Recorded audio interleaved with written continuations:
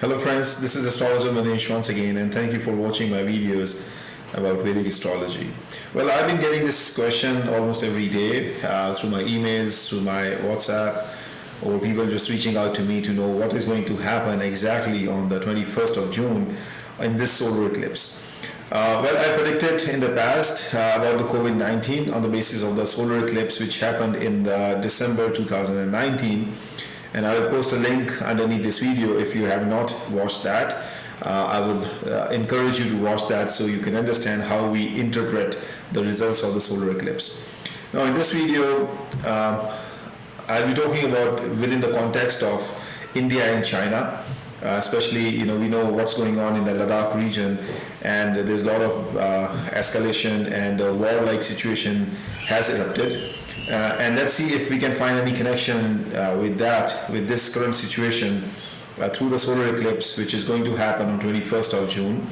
And let's see if we can predict something about, what is going to happen between the relationships of India and China. So as always, I'm going to give you my honest viewpoint and my perspective about this coming solar eclipse on 21st of June 2020, and what does it speak about, what does it tell us about, especially within the context of the standoff what we have at present between India and China, the two big nations, the two big powers of Asia.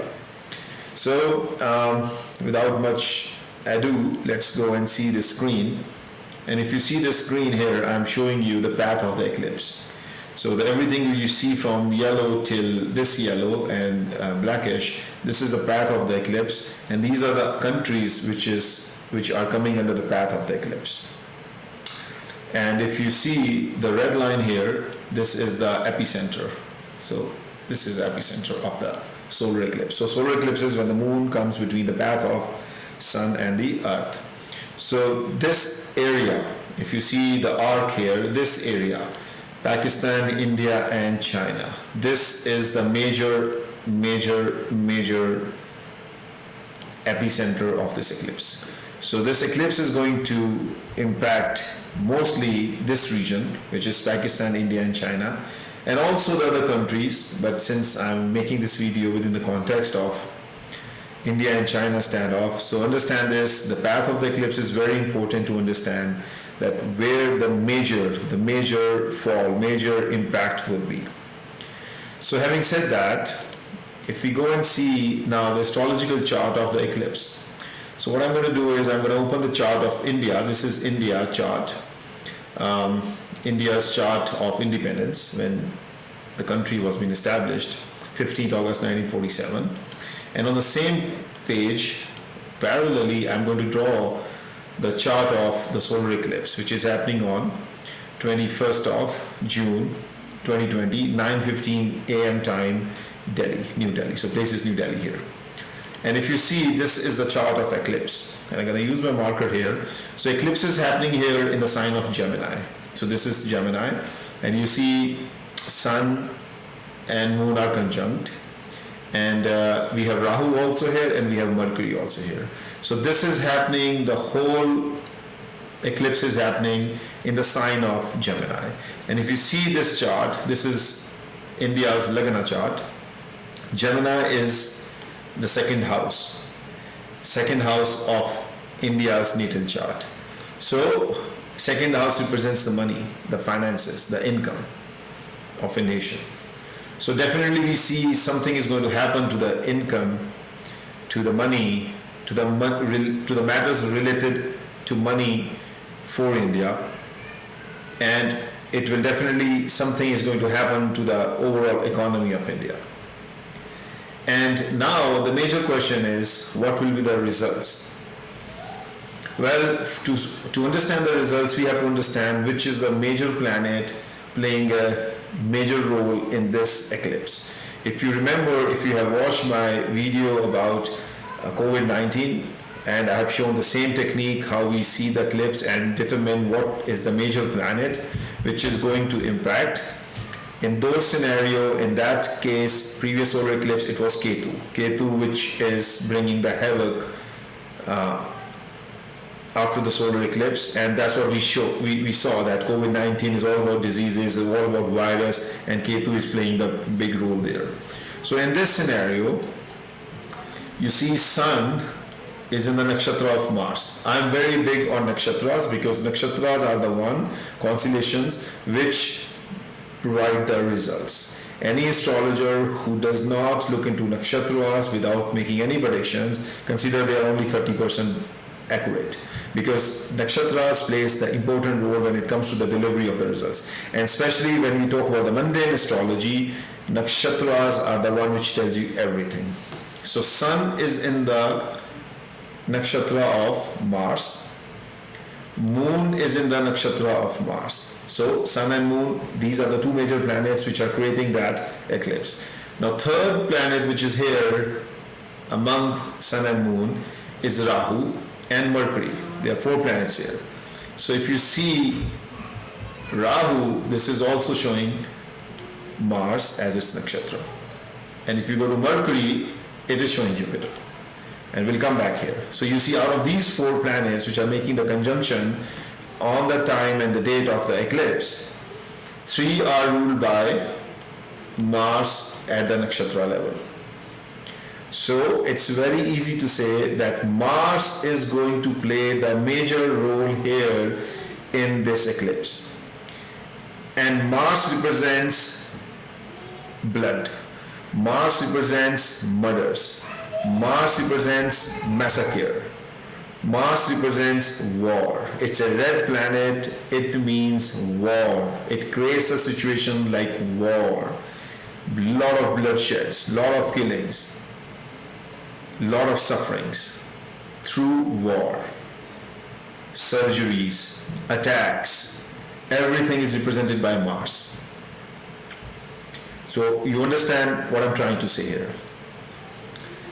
This solar eclipse is giving a very strong indication of war-like situation, or actually war is happening, is inevitable.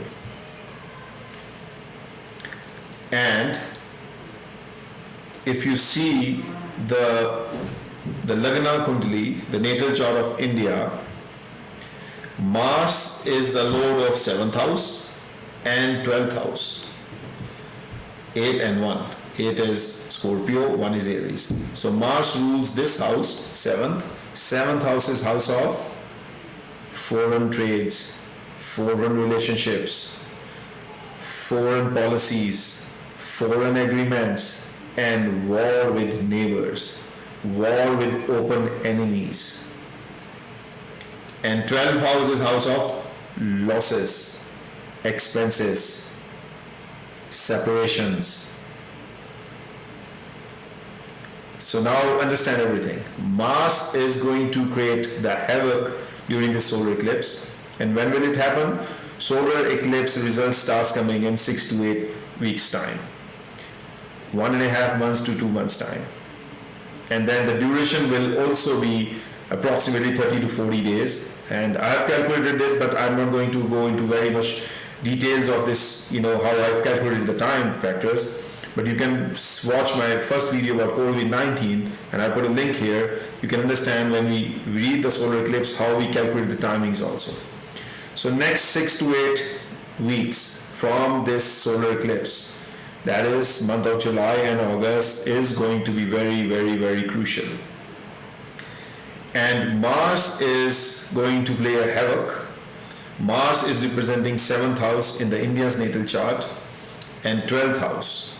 And this whole combination is happening in the 2nd house of money and economy for India. Okay? This is very, very important step. Understand this clearly. And now what I'm going to do is I'm also going to open the chart of China. So if I open the chart of China, so let's bring China here, and we can see what does China shows here. So this is China. So China. So now I have a chart of China. So let's see where is Mars situated in the chart of China.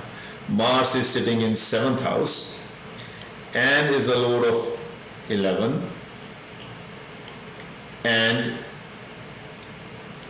4. So seventh is again foreign relationship, foreign agreements, war with the neighbors, right? China's Mars is also representing seventh house. India's Mars is also representing seventh house. This is the natal chart of China when China got its independence. And then it's a house lord of fourth also and 11th also. So 4 is your motherland, your mother country, your homeland. So something is going to happen. Mars is going to trigger these houses 4, 7 and 11 for China. 11 means expansionist attitude. They want to expand.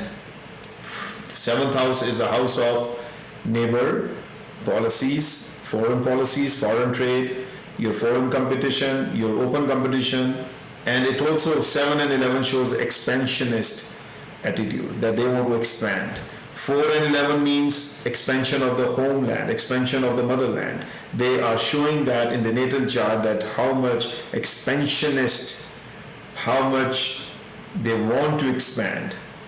And the Mars sitting in here makes them very aggressive. Aggressive in terms of the foreign policies, aggressive in terms of the foreign agreement, aggressive in terms of fight with their neighbors. Dominance. They want to dominate everything in their neighborhood. Mars is energy of dominance. It's sitting right in the 7th house of China's natal chart. And this is China's natal chart. If you want to create it of your own, you can use this. October 1, 1949, 1515, Peking, China. So, understand this clearly. It clearly indicates Mars is going to play havoc, and Mars is creating that link between India's 7th house and China's 7th house. And if you see this combination of eclipse, which is happening in Gemini, for China it is happening in the 6th house. This is happening here. So 6th house is a house of your debts, your diseases, and also your enemies. So this eclipse is going to trigger that enmity with the neighbors, and also going to bring a lot of debt on China also. So reading this, I can tell you the war is inevitable. It is going to happen no matter what. There will be a bloodshed, there will be a problem, there will be issues and challenges, there will be killings, and Mars will bring everything together. And since the epicenter of this eclipse is India and China, as I showed you in the map initially, it is going to create a havoc between these regions, and may involve Pakistan also, because this is the complete epicenter of your eclipse. This is going to be the epicenter of the eclipse, and these countries will get involved directly or indirectly within the conflict, and the Mars will bring that havoc here. Now the major question is, what is an outcome? What if the war happens? What is an outcome? Who will win the war? Will be anybody who will win the war, or it will be a mutual destruction, or both the countries will suffer huge losses? So to do that analysis, what we need to do is we need to go back to our eclipse chart and then see, as I told you, Mars, Sun is in Mars, Moon is in Mars, Rahu sitting here also in Mars, and Mars itself is aspecting it. 1, 2, 3, 4. Mars sitting here from the 9th house is aspecting the whole combination here. So it is exacerbating everything. Killings, dominance, firepower, bloodshed is going to happen. And then what will be the outcome? Since Rahu is also here, it will magnify everything. What will be the outcome? The outcome will be decided by where Mars is sitting, in what nakshatra. So if you see, Mars itself is sitting in the nakshatra of Jupiter. So now the decisive factor of this bloodshed will be Jupiter. And how we see that, we will have to see the the Jupiter's position in India's chart as well as in China's chart to understand who will get an edge over each other. So if I go back here, and this is China's chart, so I'm going to first do the analysis of India. So this is India's chart, and now see where is Jupiter sitting in India's natal chart. So if you see here, Jupiter is sitting in 6th house, and Jupiter is a lord of 11 and 8. So this is making a combination of 6, 8 and 11. So Jupiter, which is a lord of 11th house and 8th house, sitting in 6th house. So 6 and 11 means victory. Victory against any adversaries of life. Victory against enemies, victory against any problem of life. Victory against any competition. So strategically or tactically, I don't know how big this war will go into, but India will have a strategic victory over China.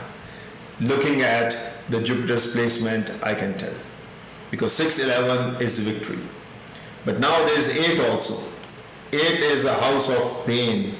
So victory is there, but it will come with a price, with a cost of pain.